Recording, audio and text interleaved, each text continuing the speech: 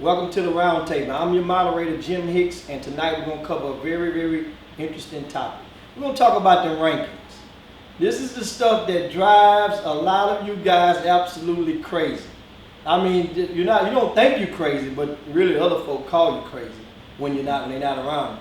But in regards to that, I have a panel tonight, and from all different facets of the recruiting sector. And I'm going to introduce these guys to you in a second. It's going to be some very, very good dialogue. And in regard, first of all, we'll go right here. Matter of fact, we introduce them right now. First of all, to my left, I have Chris Walker.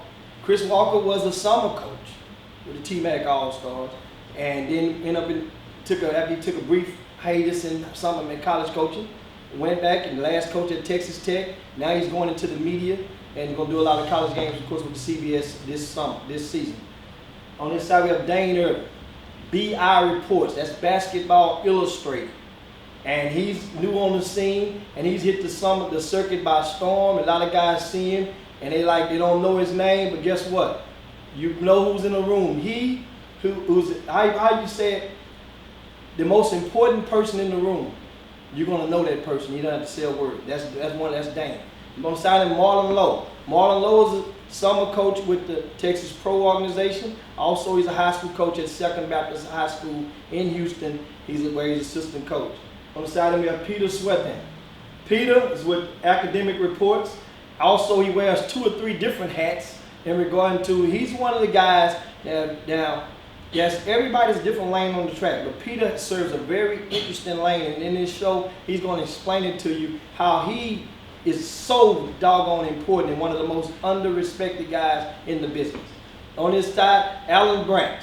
Alan Branch with Texas Boys Basketball, and he's getting it done. Has been getting it done for years, and I mean, his resume, it just continuously grows. One thing right here in front of me, I have the recruiter's cheat sheet. This is one of the booklets that I comprise about 4 times a year, and the college coaches get this thing. Inside of it is a collection of Twitter accounts, high school gym times for athletic periods, different evaluations on the players, and most importantly, those doggone rankings. These things right here is what drive parents all the way up the wall, drive people in the envy, hatred, disgust, takes all the way out of the element and forget about the academic component because of what is in these booklets sometimes.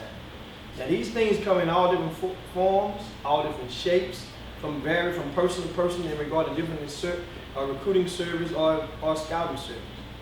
But the component is still the same, these doggone rankings. So what we're going to get into tonight, I have a collection, of course, on the panel I've introduced to you already. But we're going to talk about these rankings and why are they so important. So we start off there. What do you think? Why are these things so important? They're important because people want to feel important. People feel that the effort that they put in the gym, countless hours, getting shots up, in the weight room, everyone wants to feel respected in some sort of way with rankings. And the competitive nature takes over when someone may be ranked over them that they may have when they face them outplayed them. They may feel that they're better than them on the AAU circuit, on a high school level. Some players take and family members as well, that, well, wait a minute, I played against Marlon Lowe, I had 25, we won by 30. I played against him in the springtime in the Pearland Classic. I had 25, we won by 30. How's he ranked over me? And that's almost a valid question, but a lot of things can go into it. I may not have the grades. I may not qualify going off to college, which we spoke on being eligible for college. So he may be a better prospect going forward for college, but then again, that's a great line that, our rankings just for high school, are they for college, are they for the professional level? And unfortunately nowadays, it's almost all blended together. Take on that, Pete. Well, I know that parents care about rankings a lot. I think one of the hardest things to do is honestly evaluate yourself. And I think that when you're 16 years old, that difficulties compound just so much more. And I think when you're dealing with your own child, your level of bias compounds that even more. I think that parents care about rankings too much. I think you've got three basic groups of people doing rankings. You have national media outlets, ESPN, Rivals. You have scouting services, which means that college coaches pay for information. And then you got everybody else. And about 98% of people doing rankings are in the everybody else. And parents lose their mind over that, and college coaches could not care less about approximately 98% of the posted rankings. When I was a summer coach, it was very important when I had my Adidas contract that I had the best guys based on rankings. Okay? When you're a college coach and your contract is based on getting top 50 recruits, as head coaches as well, you get bonuses based on rankings. Only problem with that is the guys who rank them can be manipulated. You know what I'm saying? Parents are also manipulated thinking just because their child is ranked that it actually means they're going to get a scholarship. Or it actually means because they're ranked, it means they're going to play professionally one day. There's good and bad. There's nothing in this country. There's a number one ranked university in the world. There's a number one ranked doctor. There's a number one ranked city. There's rankings in every single thing. The question is, what's the end game of those rankings? You know, what is the end game of the rankings? What do they actually really mean? You know, and that's where, you know, because you're not going to stop it, and it makes sense in its place. You know, it just, again, when I got the best kids, rankings matter. When I don't have the best kids, guess what? Rankings didn't matter to me as much. You know what I'm saying? When I got a big time recruit, I wanted to make sure ESPN wrote it every single time. If I didn't get a big time recruit, I'll say something. Oh, you know, we didn't need any players that year. I mean, it's all superficial, ridiculous stuff. You know, so it's just a matter of what it means to you at that particular time, how important rankings are or not. But you know, from a parent's perspective, I agree with you. They're a little bit overzealous when it comes to rankings. And the question is, I'll ask you, Jimmy, recruiter's cheat sheet. You said you've been doing this since 2001. Year 2005. Who was the number 5 player in the recruiter cheat sheet? Number 5 in 2005? Yeah. Probably Wink Adams. But you don't remember, you see what I'm saying? No one knows and no one cares. Nobody That's cares about number 5 except number 6. Exactly. But what my point is, no one knows and no one cares. You know, one thing about rankings, and this I've learned, I've talked to guys all around the country that comprise of this.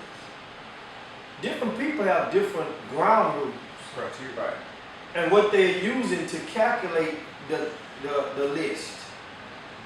And like we mentioned one time, some people, a parent is going to possibly see and remember, they will never forget the time that their son outplayed little Johnny who's ranked ahead of them. But they will have chronic amnesia about little Johnny who's ranked below them. Outplaying them. They outplayed them. You know what happens there?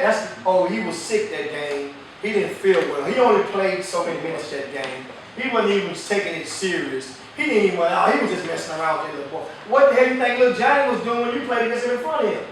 Marlon, you coached in the summer ball. Depression from parents. How bad does it get for the parents? Or the pressure coming from the kids to be able to be ranked higher? It's a lot of pressure. Most of it does come from the parents. If they're on a certain showcase, if they're playing on a certain stage against a certain guy, parents might want to. Obviously, they want to make sure they outshine whoever the other ranked opponent is. But I looked at your site today. I looked at the rankings, and you know, 122 to a certain degree. No, okay. No, but everybody gonna be fighting you now to be in that top 35. If they 36, you cost them money. That's pretty good right there. But what I'm saying is, from a different perspective, and I can speak in different ways. To me, I care about the rankings. I care about the rankings. I'm gonna look on there because I'm gonna see a certain kid at a certain number, and I'm gonna say, hey, he's better than him. Ain't no way. And you know what? Let's find a way to get him on the court so I can show, and this kid can show that he's better than him. And when he shows that he's better than him, that's going to help us and our team or somebody else's team on a national level. It's going to propel us I want to be able to get this kid into one of the skills academies. I want to be able to get him into Nike. I want to be able to get him into to Global Challenge or whatever. And if he ain't ranked this high, it's going to be hard for me to get him there. So I need to find out whoever else, who's the target today. Who's the target this week, who's the target next week. That's just like when we were younger, we played at a park. And when we finished showing that we're the best at that park, we find the next park to go to. And we want to take over that park. When we take over that park, we want to find the next park. It's the same way with the rankings. It's like a boxer. You same way with the rankings. I beat him. He's number 4. Who's number 3? I want him. I want a piece of But it. you're saying that, and is the kid saying that? You know what? If a kid ain't saying that, I don't want him to play with me. I want the best. I want guys who want to be the best and who want to take a whole team. Right, but guess what?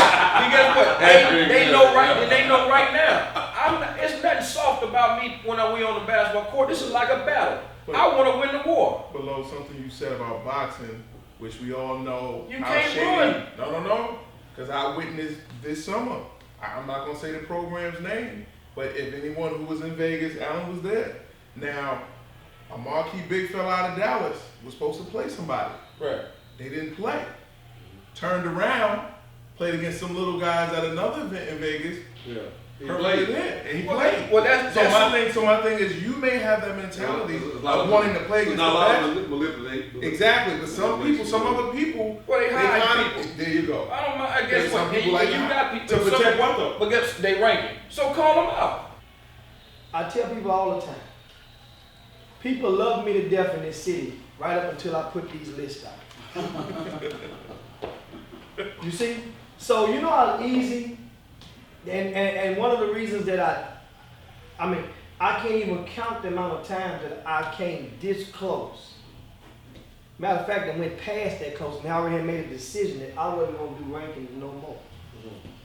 I've said it numerous times that you know what? I'm done with this stuff.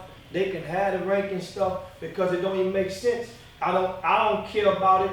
And so in regard to that, and I started thinking that at that time, that's when the Twitter stuff started to emerge. You know, I did it every 3-4 years. I get that feeling like, man, you know what? I'm tired of the rankings. And then it'd be that. Then right when you get ready to quit publishing them, that's what I mean, publicly. It'll be that one kid that mess around and he'll see me in the mall, he'll see me in the store or in the restaurant, and he'd walk up and he'd be like, hey, Mr. You remember him? He's like, you know the face, you don't remember the kid name of 3-4 years. He's like, you know, like, yeah, you like you know their name, you know, the way they try to give you a hint as to what school he went to. And he's like, yeah. And he's like, man, I want to thank you. You know, I got a scholarship to D2 school. I went to this right here. You know, I was ranked, you know, you had me the list, I was cool, there wasn't no problem, I was ranked. What you was ranked? I'm a 55, 60. Didn't care, he was happy about that. So that gave me energy to keep going. So you were, it's like cereal. You became, people were eating Cocoa Puffs for a lot of years. Now they tired of the Cocoa Puffs. Get too soggy too quick. You were the Frosted Flakes to them. Now, they Frosted Flakes look good. You were Tony the Tiger to them. You were great. And next thing you know, they put milk on it, and it got soggy quicker than the damn Cocoa Puffs. What was the reason that you stopped putting the rankings out? You still do rankings, right? But the public don't see your rankings. What was the thing that drove you in regards to say, man, you know what? The hell with this. When I watch a kid play, probably different than everybody in this room, my evaluation, like you were having a conversation about my kids scored 25, this, that, and other, and you see it on my website, you know, I define what my evaluation is based on, is how does a kid project to the next level? What is it that, between his athleticism, his basketball IQ, his size, his feel for the game, and his skill set, how does that translate to playing for Kobe Baker at Alabama, Chris Walker at Villanova, UMass, University of Mexico? My accountability is not to the regular fan. My accountability is the guy that write me to check my credibility for me to be right, or very close to right on large percentage of time. That's one of the things I think that really allows Jimmy Hicks and Alan Branch to really coexist in the city, not step on At first, everybody thought, oh man, Alan Branch and Jimmy Hicks are going to compete with one another. We're two different things.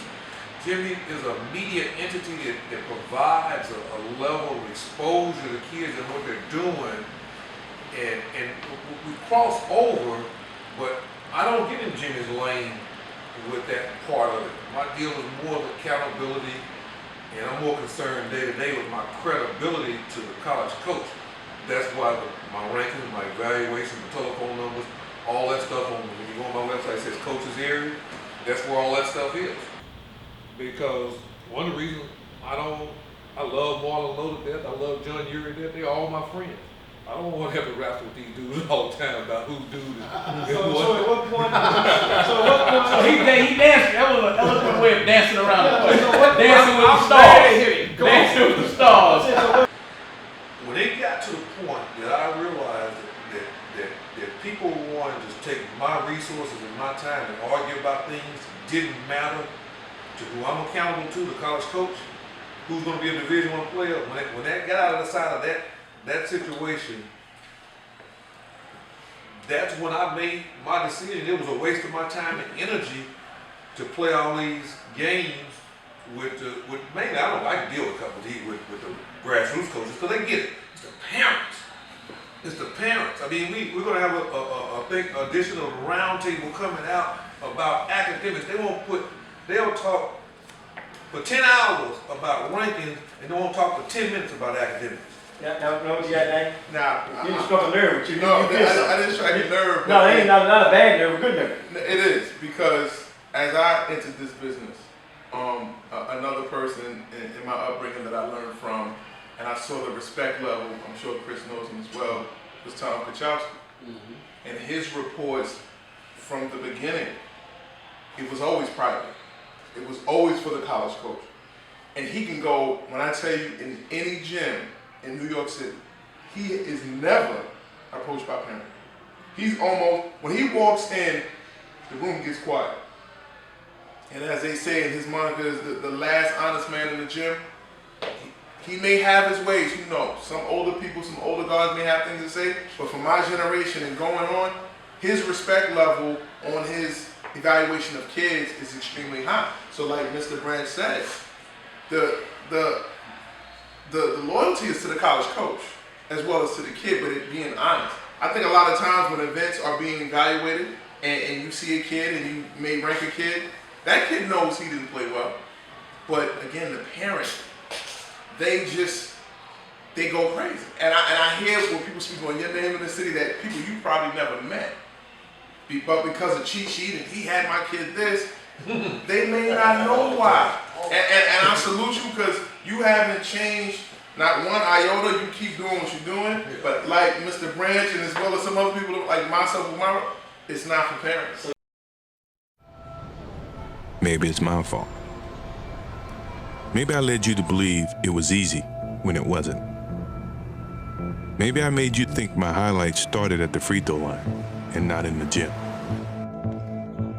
Maybe I made you think that every shot I took was a game winner. That my game was built on flash and not fire. Maybe it's my fault that you didn't see that failure gave me strength, that my pain was my motivation. Maybe I led you to believe that basketball was a God-given gift and not something I worked for every single day of my life. Maybe I destroyed the game. Or maybe you're just making excuses.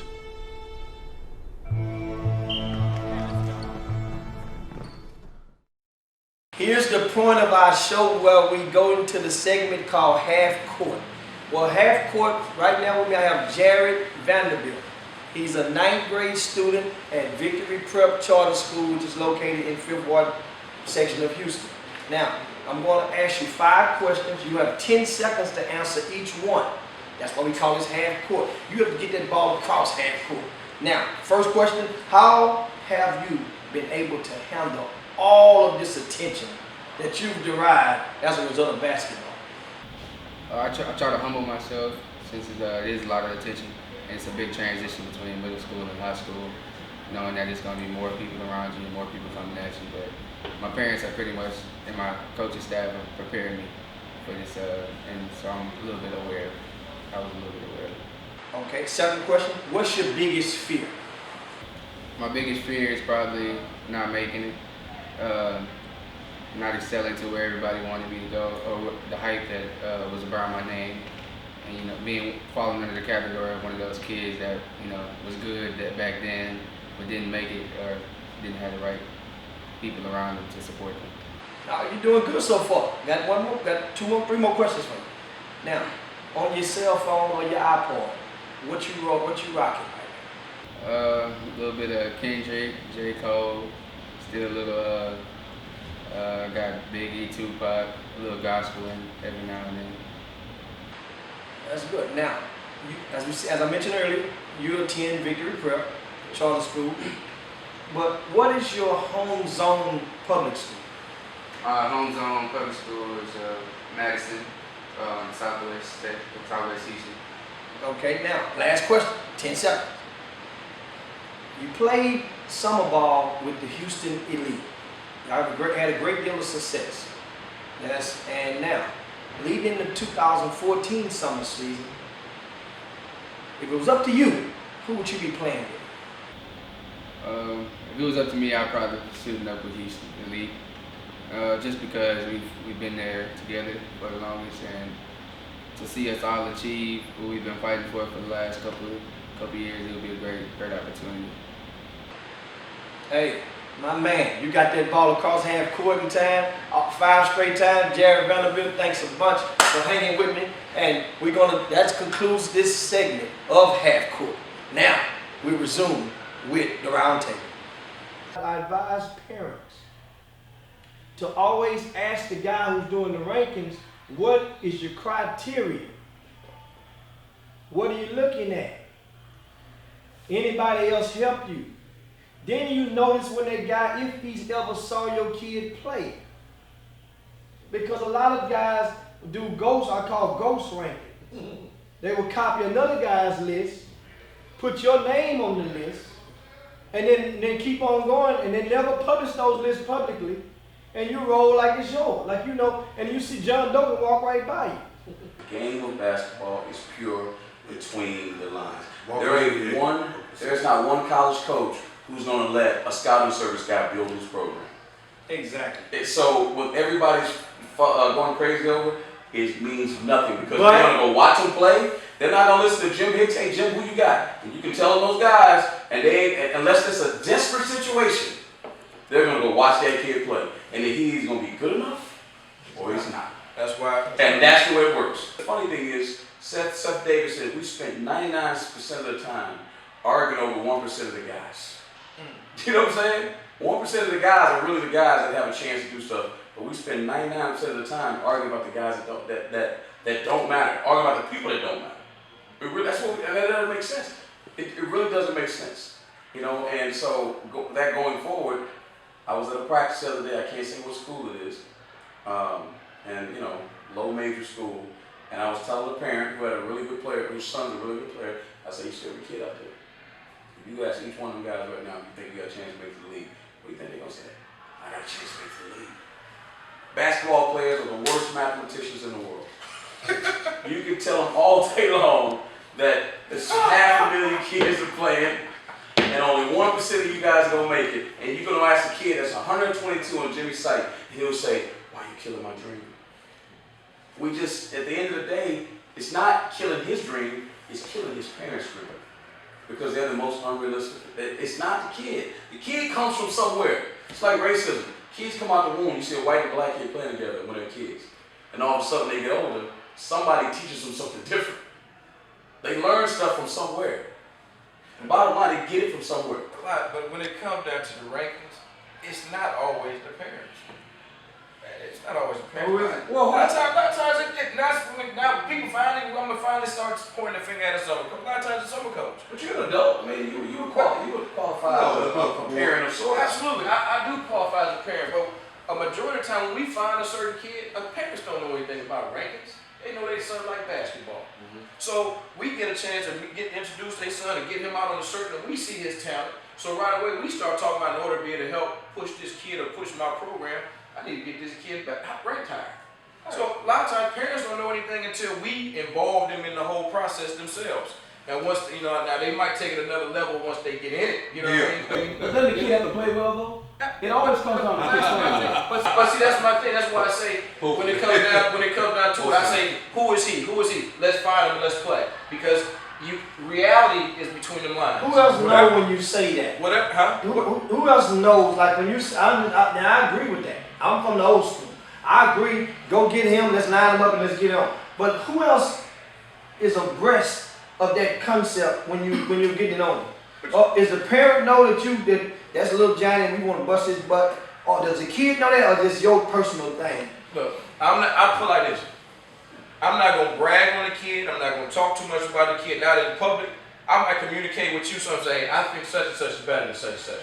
Now if they start winding up, they playing each other. I think we're gonna have some true warriors that when they get on that court. That's what I'm saying. That's you. Perform. It's the kid. The kid wants it too. I'm gonna tell you a story. It happened in Vegas. See that? I ain't gonna say the kid's name. Let me finish this part though. Because this is relevant as well. When you start talking about getting in between those lines, reality sets in. So you know whether a guy can really play or whether they can't. Whether the rankings are real or whether they fluffed, okay? You take a guy, you could take Daniel House was on ranked nationally. Before we got ready to play, we put him out there. He heard chicken nose on it, ranked nationally. You take, even go last year, I had one of the top 5 guards in the country, in Isaiah Taylor, okay? He participated, he played, and we won a lot of games with him. However, when it came down to asking, can he try to get him into some academies or certain camps, he couldn't get in. Why? Because he wasn't ranked. Like some people say he wasn't ranked. Okay, so that's cool. But now, what do I take? I still say, I'm not worried about that. I'm still going to work on this guy to help him to get where his dream is and make sure he's prepared for whatever comes. So now, the guys who are ranked above him, the guys who are in these camps, I keep track of where they at. He keeps track of where they at. They're not playing at certain schools. Okay, guess what? He's probably going to be a potential starter at the University of Texas this year. That's a Big 12 school, okay, as a true freshman. So at the end of the day, reality sets in, and now you can't hide it anymore. No rankings are going to stop. If he does what he's supposed to do, no rankings are going to stop him from that now. Okay? So reality sets in on the court, and that's what I'm about to But then, understand something. That's you sounding like you as a summer coach with something with a personal agenda in regards to that. I have a personal agenda for whenever we step on the court. I want each one of my players who are competing against another player to outshine that next player. That's my personal agenda. And kids know who that little kid, you and I coach, we ain't gonna say his name. He went to Vegas. I tell the story to Branch all the time, right? I even told the story to Hicks. There's a player named Johnny Flynn. You know the story. He went out there in Vegas at the Adidas 64 and he outplayed that dude. Matter of fact, I got 2 stories. And the game was over, and the kid came over to me. I said, man, I told you I was better than him. I told you. I put my hand on and said, son, let me tell you something. He didn't feel like playing tonight. You're not better than him. You better than him tonight. Okay? Same story. Another kid, I'll use this kid's name, Jacobin Brown, Kingwood Classic, cheat sheet. You know where I'm going, right? Willie Warren. They outplayed him. There's another kid he outplayed in the back gym. Brandon Jennings. And I put him, I said, son, you're not better than him. You better than him? Tonight. Okay? and that's just reality. That's what people gotta realize. You got him tonight, but if y'all play, it's like the NCAA tournament. And I'm not killing Butler and all that, but if Butler was in the Big East and they had to play a 16-game schedule, it wouldn't be Butler no more. But they can get you one day. There's a great kid in the Dallas area. Tons of potential. But potential, as we all know, get a lot of coaches fired. No question. How good is he now? Right. And that kid, who they have him projected on some NBA boards as a #1 pick in 2015, but he's not even the best kid in 2014 in his own class. And I just think that pressure, that's unwarranted. Like, I don't think no kid should have to go through that, because now with his family, as well as the kid, he may look at it that if I'm not the #1 pick on the family. It's a good problem to have, bro. It is, but that can a lot of problems having like that. Ain't bad with that.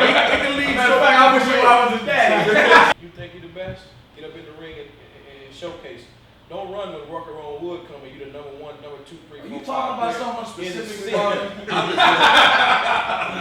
You talking about someone If specifically? you one of the top players in the city, and then Rucker on Wood come, and you all of a sudden got something to do that weekend, that doesn't help us. Don't walk up in the gym with some house shoes on and some slippers on. Bring your shoes, lace up. We want to see it. Come to the gym. Because if you're the best player, I want to be able to tell everybody else whether you play for me or not. Hey, we got the best player around here. He's the deal. He's Marlon the deal. preaching I'm gonna give you your props. Marlon preaching a hell of a sermon. And two of his kids were the top 3 in the city, and neither one of them showed Rucker on Wood. You know what I'm saying? I ain't good with I wasn't good with that either. That's a hell of a sermon right there. Hey, what up? I'm on AJ Lawson and Nigel Pearson. So that's one Both thing. of them from outside One the city thing we limits. did tonight, Both we of them danced over an hour around lanes. drive. And my thing is, and I preach and I practice, you see guys, and that's the accountability factor. At the end of the day, it's all about accountability. You can go and you can ask us to put makeup on these kids, on their faces, on their names, so to speak, all you want. You can go and put makeup and outline and make them look good, but at the end of the day, they got to hop into that swimming pool. And that swimming pool, when they come out and they go in that water, what's going to happen to the makeup when they emerge? We all going to see the real face. You can't hide it. Hey, I like to quote artists all the time, and this one right here, I take the privilege of quoting the elements, earth, wind, and fire. You can't hide love. And that's the truth in regard to these rankings. So at the end of the day, guys, you know it. And I understand the encouragement and the motivation for a lot of the parents. And I do understand the situation because a lot of you guys, the pressure comes from knowing that for most of their life, there are many parents, may not be you, but there may be another one, that did not save properly for their kids' college education. And that's no reason to go and get pressure and get stressed out because there are opportunities and there are scholarship opportunities available. You can go look online, and not in regards to basketball, we're talking about academic stuff. There are grants everywhere. So it's no better time than starting right now. Let's let rankings be the novelty that it is. It's ice cream, it's cake, it's dessert. It is not to be mistaken for meat. You ain't gonna live healthy just going and eating off the ranking.